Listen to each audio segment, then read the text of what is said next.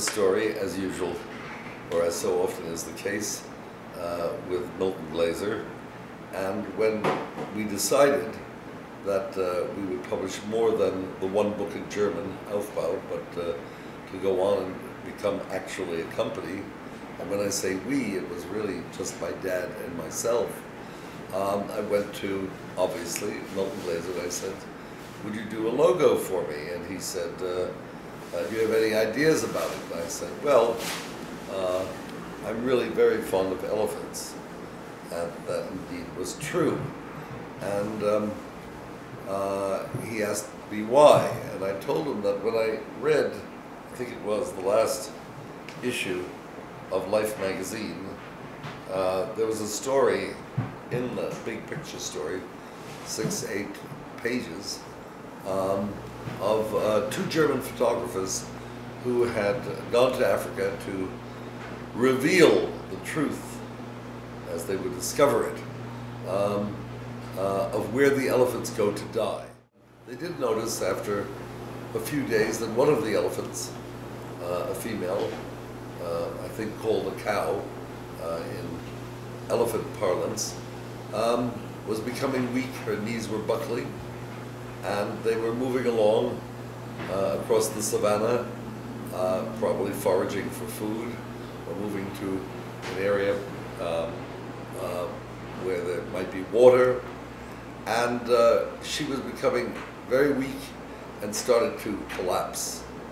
And then the photographers noticed and photographed other elephants coming alongside her, on either side of her, holding her up, sort of, as they moved forward.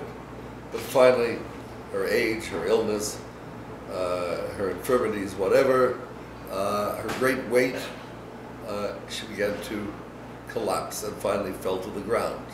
She was still alive.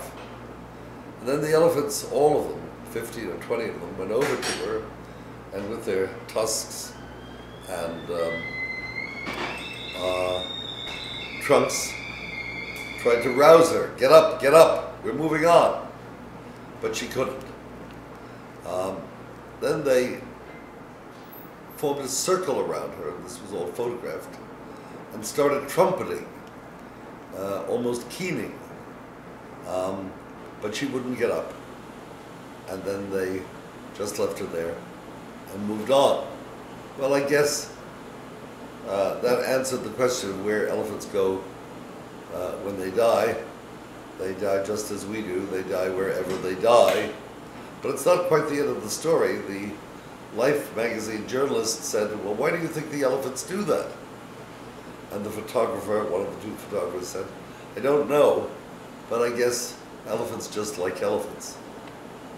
Well, I turned the next page of that Life magazine article, and it was a story of the US and the Viet Cong in Vietnam.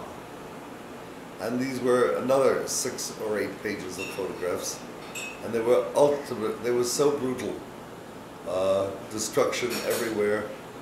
And I thought, well, elephants like elephants, but people don't always like people. And I decided I really liked elephants.